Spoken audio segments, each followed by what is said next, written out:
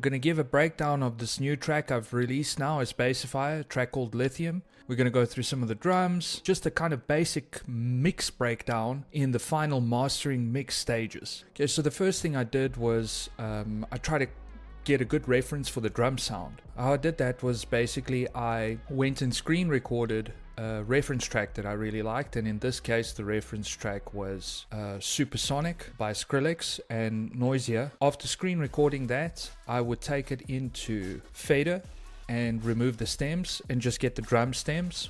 I took those stems into my mix session and basically analyzed the kick and snare using span and metric AB. So we only get MP3s with the free version, and we drop it in here.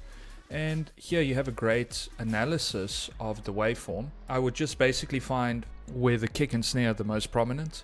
So that's my first process, is getting my drum sound perfectly in tune with what I had in mind with the reference that I listened to. So once that's done with metric off, I'll start building a drum sound using multi-samples. So let's dive into what samples I'd used here. Here's like the first kick sound. Very squelchy kind of distorted kick sound. If we go deep into the waveform, it's actually obviously been already distorted and compressed. So here's the first kick, second kick. This is where I'm getting a lot of that kind of mid-range punch and a lot of the characters coming from that. And then what I noticed in the reference track is the kick would kind of be smaller and then longer, or smaller and bigger. I ended up doing this, where if we take all of those, there's a differentiator. So this kick sounds quite rubbish by itself, but it sounds really good in the mix. This SC is just like a side chain as a way to trigger side chain for the other instruments. So here's my kick layer, and here's what I've put on my bus. So just a bit of compression. I like this punch style, is really good. The attacks not too fast. The release is quite fast. Sometimes I'll work out the release according to the tempo, not always. Sometimes I'll just do it by feel. Very little gain that I've put, and then the output just added a little bit. There's almost no gain reduction. I just kind of put that on as a safety, and then I just noticed the kick needed a little bit of cut at about 3.3. I've just added a little bell curve on that frequency, and it's a dynamic EQ. Last, I put this very awesome plugin. I'm not sure what it does, but it seems to distort the mid-range quite nicely, and this fatness knob is how much distortion you get, and the color seems to kind of have a little sweep between the mids and the highs. Okay, so that's it. So now let's listen A-B without these things on. Okay. So it sounds a little bit tubbier without that on. And obviously it was giving me a lot more volume. Turn the Pro L back on. See, it's just kind of scooping some of those frequencies out. So it's still really loud. I'm not losing anything, but it is compressing a bit. And then the Pro Q, let's turn that off. Let's turn it back on. It's just a little bit of that slap. So this is the biggest change. It's pretty ridiculous what it does. So it sounds really good in the mix, but quite terrible when you turn all of them on. So let's A-B with them on and off, off, and on.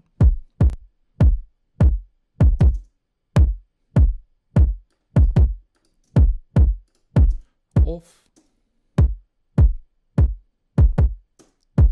on. Okay, cool. Here's a snare. Okay, so 1, 2, 3, 4 layers. This is another snare drum that's effectively doing a build in this section. You know, it's just where I'm cutting up those little build-ups. So here's the snare. So first layer. Okay. Second layer. Second layer. Okay, that's really where I'm getting that kind of character from. This is a little pre-snap, pre-hit. I really like that on snares. It gives it that kind of sound. Okay. And then the last one is just a little bit of a tail end.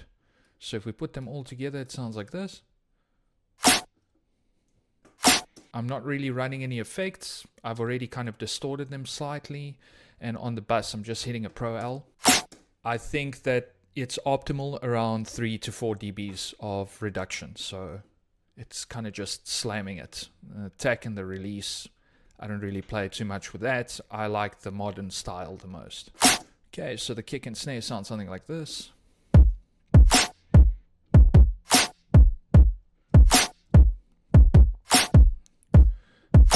And then on span, I'll just make sure that the kick is working much higher than the snare. Okay, here are the hi-hats. Okay, the hi-hats I kind of made out of multiple layers as well. So this is just like a basic kind of 909 hat. This was made from Shaperbox's noise filter, or like the noise generator. And this is the same. So I ran these hi-hats through 2 different Shaperbox filters. Noise filters or noise generators. And that's how I got this hi-hat sound. And then I just put a sample delay on. So basically that it's not right on the grid. Opened up another Shaperbox where I'm bit crushing them.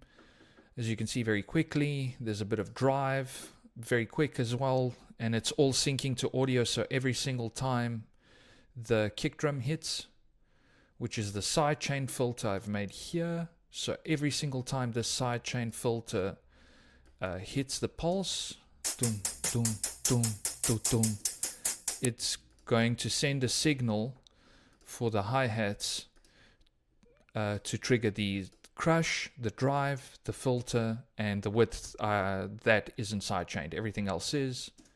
So we get that kind of.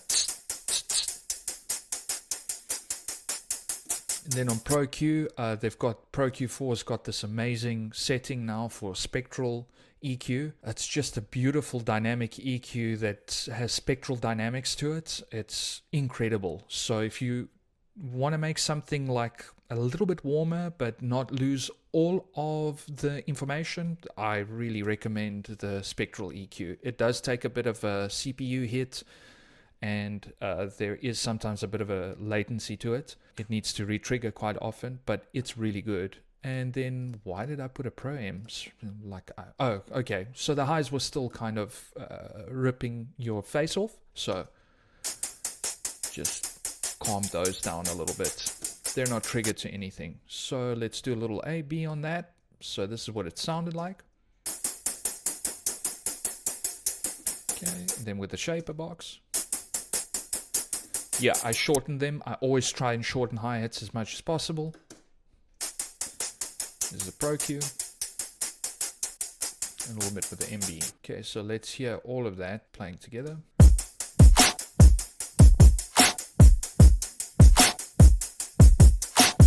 I really like for the hi-hats to be a little bit lazy, so that, you know, there's space also for the kick drum to come through. Okay, the next set of stuff that we did, so we drum bass, here's a percussion. Just a bunch of samples I messed around with. Similar thing again, the Shaperbox is driving on some of the hits, as you can hear. It's just a little ProQ on it. And I love this tool, K-Clip, really doesn't chow any CPU. Great clipper, very transparent. Yeah, there's a little low stuff happening here, lower percussion.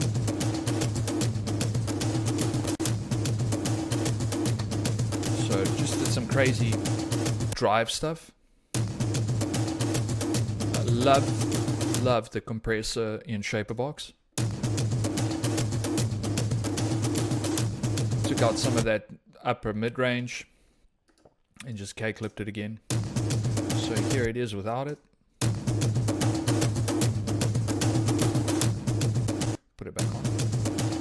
So it's just squashed the shit out of it, which is great. That's what I needed in that moment, because if we listen here,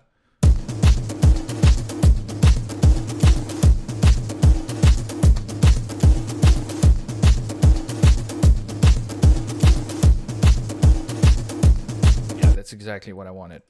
Okay, so let's turn drum bus, perks, and noise bus on. Lots of noises I've put together.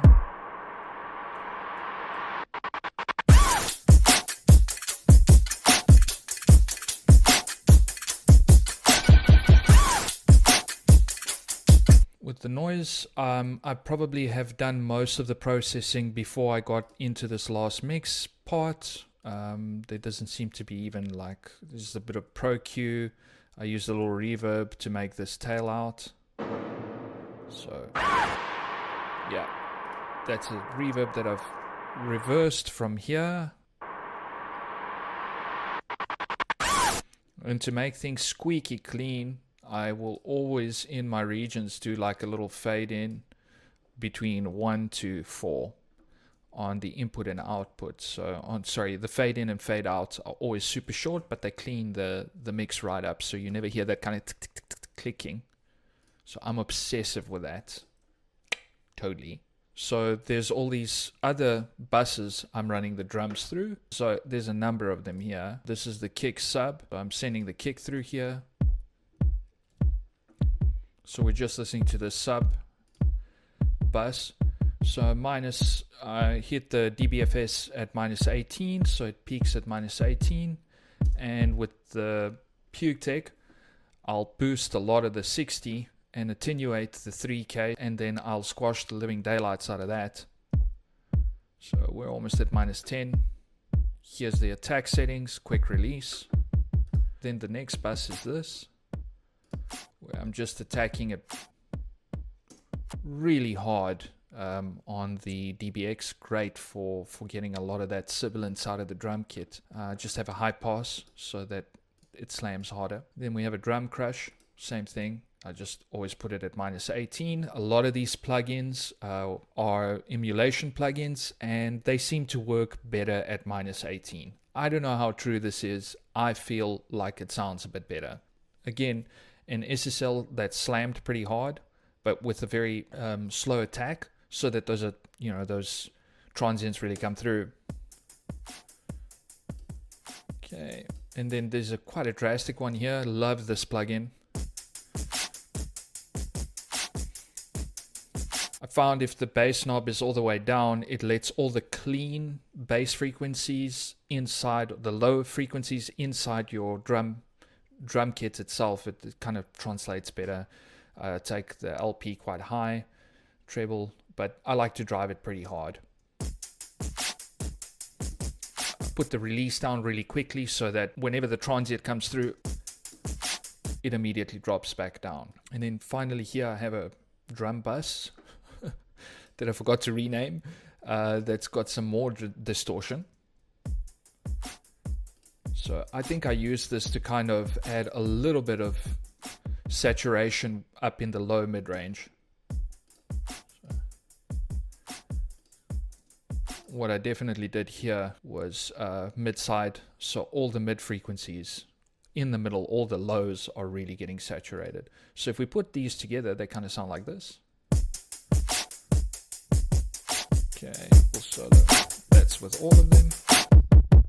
That's all the drums playing. So if we take these and mute them, it sounds like this.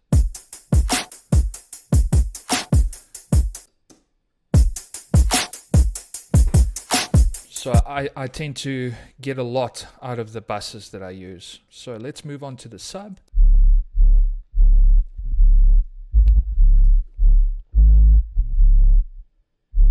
Okay, so the sub is really low. There's a bit of the harmonics that are coming through. On the sub, I don't think I did much. I lie, I did a lot. Okay, so the subs are quite short. I wanted the spacing so that the kick drum has space to kind of breathe, and the rest of the synths have space to breathe. So as you can see, here's the kick. Yeah, so almost nothing I do is completely on grid. Yeah, so this first kick is kind of on grid. It's obviously giving us a transient, so these swoop in a little later. Sample delay, quite a heavy one of 20 milliseconds to give it even more space. So the sub itself, I never put anything on the sub. It's just a clean sine. Then I shaperbox it. So I've compressed the lows and the low mids. I want that to all stay the same. So on my Pro Q, I've done quite a tremendous EQ. Spectral, just normal. And then I did a huge cut here. I don't want always those frequencies to clash with my actual higher frequency basses, so I always do like a big cut like that. Then there's the Shaperbox that's doing the really heavy hitting stuff. It's chained again to my side chain MIDI that's triggering it. I'm just saying it's audio, but it's MIDI. Okay, so you can see the side chain. That's every time it's hitting. I'm giving it quite a bit of space. I think it's almost like a 16th note before the actual sound plays. So this is the best sidechain tool I've ever used. And I'm just sidechaining it up to like 300 Hertz. And the drive is doing the same thing. It's sidechained to drive all the upper mid-range stuff. So the reason I do that is to get this to translate better on smaller speakers. I've gained it by 2 dBs just to kind of get it as close to 0. And then I make sure that the bass is not clipping ever. At least I try, because if it clips, it sounds quite bad. So this is what it sounds like without this. Okay, it's clipping. This is controlled. And then what I've done is I've got an auxiliary for the sub. Once again, a DBX and a bit of distortion with Saturn. I feel I can control it more. Super distorted lows. Really just cutting this out. So there's that curve. Okay, without it. With it. Just really makes it a lot wider. I call all my subs 808s. And here's the bass stuff. Here's the juicy kind of growly stuff we're doing. So first we have this.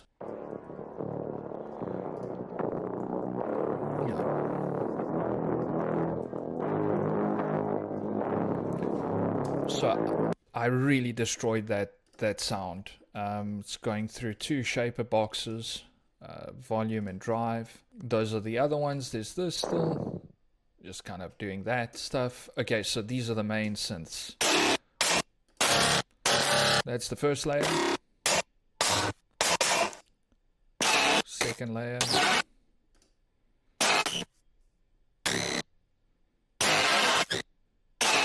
And then the third layer. And together. Okay, so these basses are going through a shaper box that's compressing upper mids, and then a second shaper box.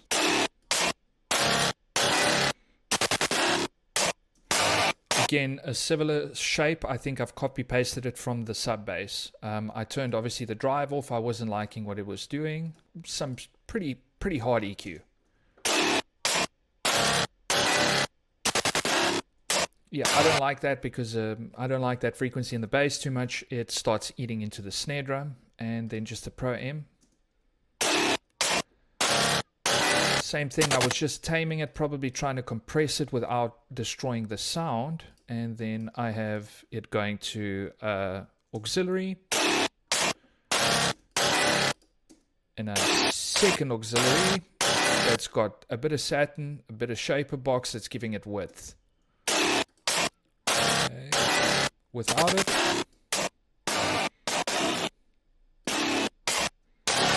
Yeah, it really just gives me that extra additional squelch. So I love these squelchy, destroyed sounds.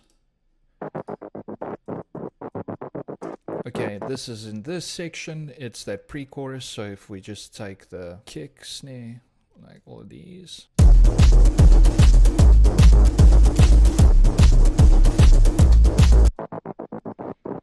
So what I did was I just put a tremolator on.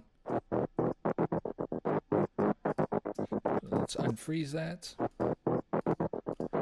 The multiplier is changing. So it's here, rate multiplier. So I can play around with how that takes place with the bass. So. Okay, let me just put these on.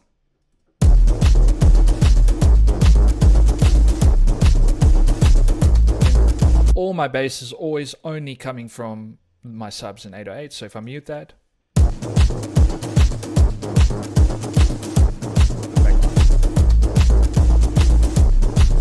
This is the only way that I can get enough volume from everything, is separating all my 808 sub sounds from the bass. Same thing on both these basses. I've just kind of separated them, so I've got a little build up here.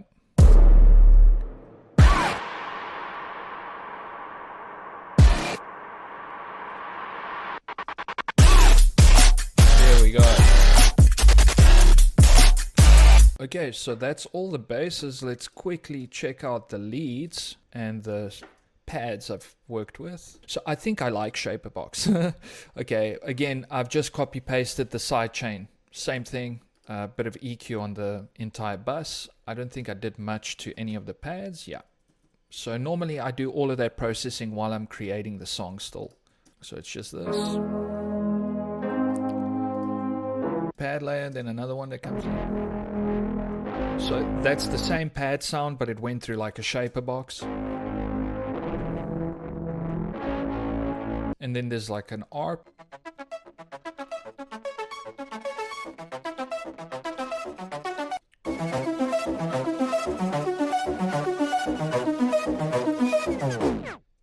Yeah, that slow down stuff, I do it all manually here in Region. You just go down to slow down and you make the curve. It sounds really good, like very tapey.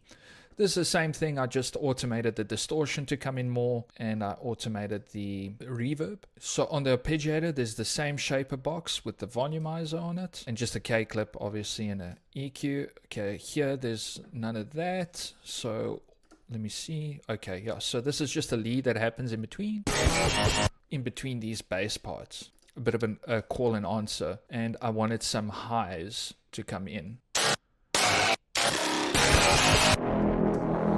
Okay, so this is a good time also just quickly for us to listen to what the track sounds like just with the drums and the bass.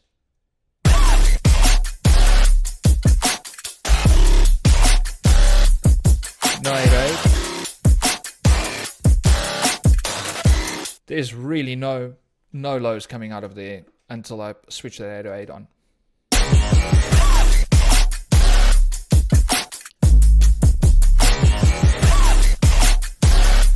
Awesome. So that, you know, we have that call answer. Okay, let's see. I just have some leads here as well.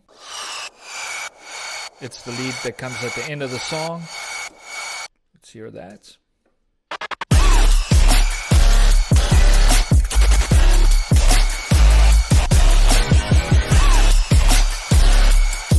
I wanted this lead to come in and out quite drastically, so it almost sounds mistakey, a little bit like it's an error. So I have put bus 8, which has the basses, put into one bus as the sidechain. So if we look at the sidechain here,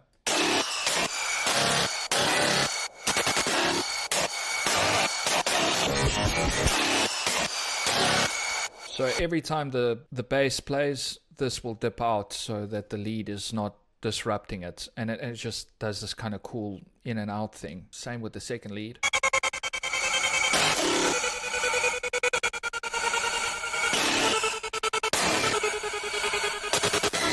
Same thing with this sidechain. By the way, it's always in my kicks so that the sample rate is the same, the sample time, that there's no latency. I put it inside there, but it's not actually triggering any real sound. It's going on no output.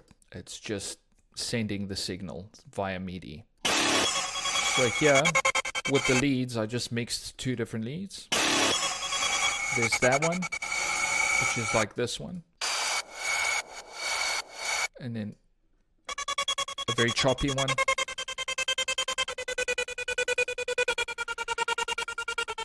and when you put them together, Okay, so a lot of that cutting I did was also with a tremulator from Good Hertz. And then there's these two leads at the end.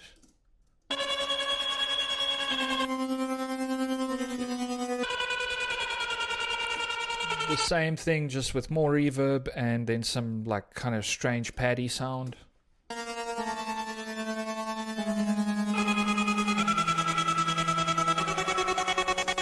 What you will see in all of my production is that there's a lot of cutting. So everything is cut to absolute detail.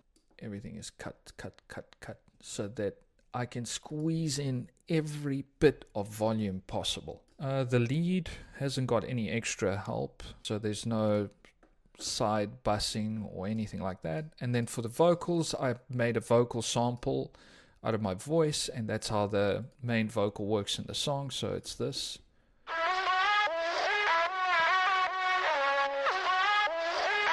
Okay, same thing. So Shaperbox, hardcore EQ, Shaperbox again with the volume. So we get that kind of sidechain effect, heavy ducking.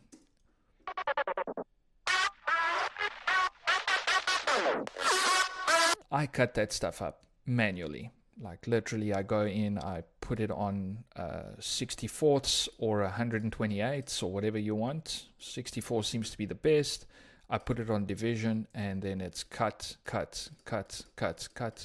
and then I just manually delete every single cut. I just find it sounds the best, the most consistent.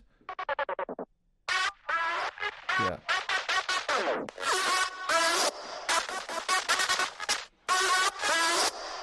Just a tremendous amount of compression and distortion on the sound, and with the help of the Shaperbox kind of volumizing it. But I really like the kind of low mid in it, so I didn't make the Shaperbox jump on the low mids. I duplicated the vocal and I put it up by 12, 24, 36. I transposed them basically. So there's these horrible... Yeah, love that stuff. Spectral sounding stuff. So it sounds kind of like this.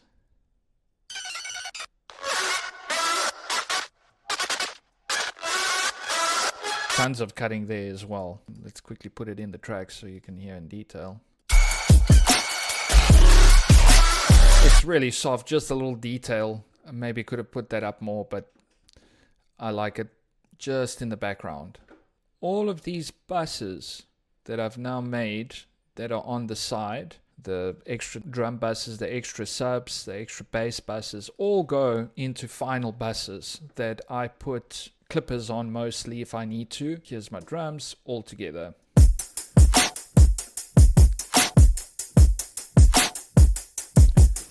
So the sweet spot, like in most things that are digital, is between 1.5 and 3 dB.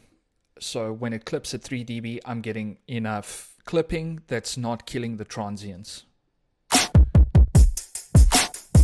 And the drums alone are hitting a great like 9 lifts target. Here's the percussion. Here's the noise. Just a little bit gain down. Here's the sub. I put like a final. There we go. Without. It's just like the compression makes it move a little. That's all I use that for. Here's a little Pro Q.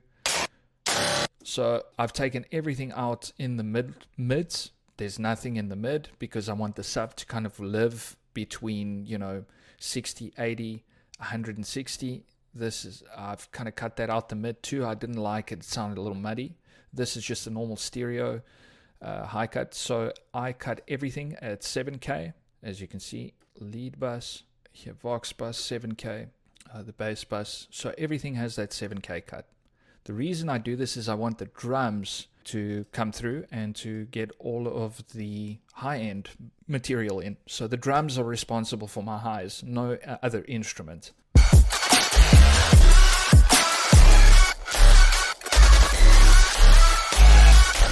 My track can then stay very clean and warm. So yeah, you can hear all the sidechaining.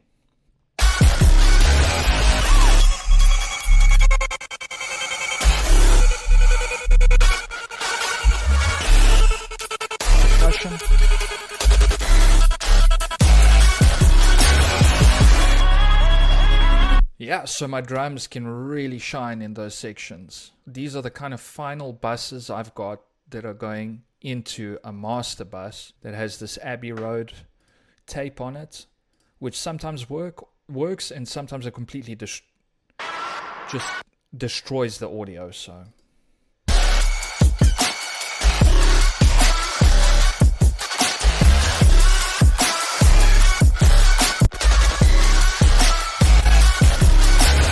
it makes quite a difference to the highs, and I liked what it did in this case. It's a little bit too much, so I had to kind of turn it down later in the master, but that's fine. After my master bus, I put it into a comp bus.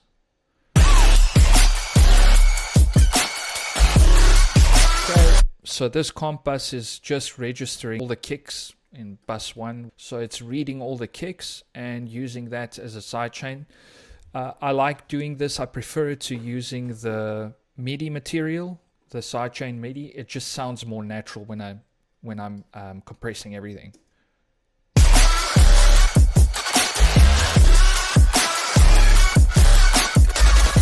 Very little compression.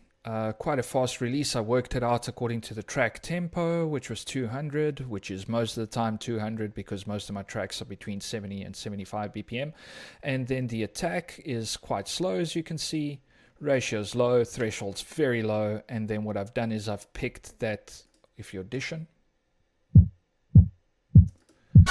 that we're just getting the main kind of attack of the, so it's only reading the low mids of the kick drum. I just find that then the release and the sidechain just works a little bit faster.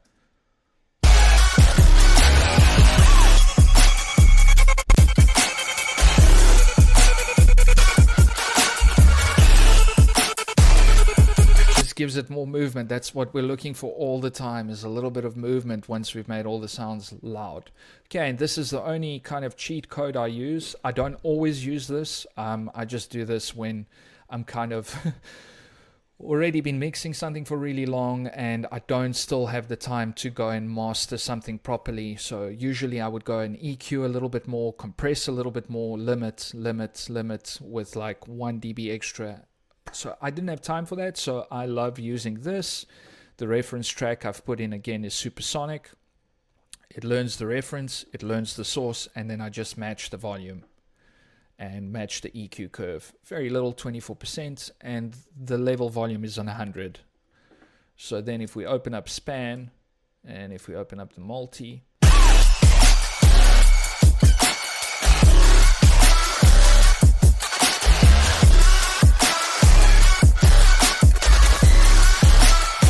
so we get that curve that I like that little smiley.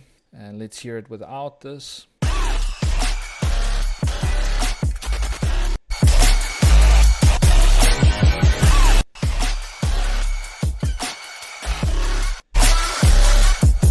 It's really added a lot more volume. I don't normally master like this. I would try and get these buses as loud as possible, going into kind of some limiting and EQ. But as I said, this tends to work faster and in my favor. Right, so yeah, that's a breakdown of how I basically mix and finalize a track. Hope you dug that. Hope to see you again soon. Cheers.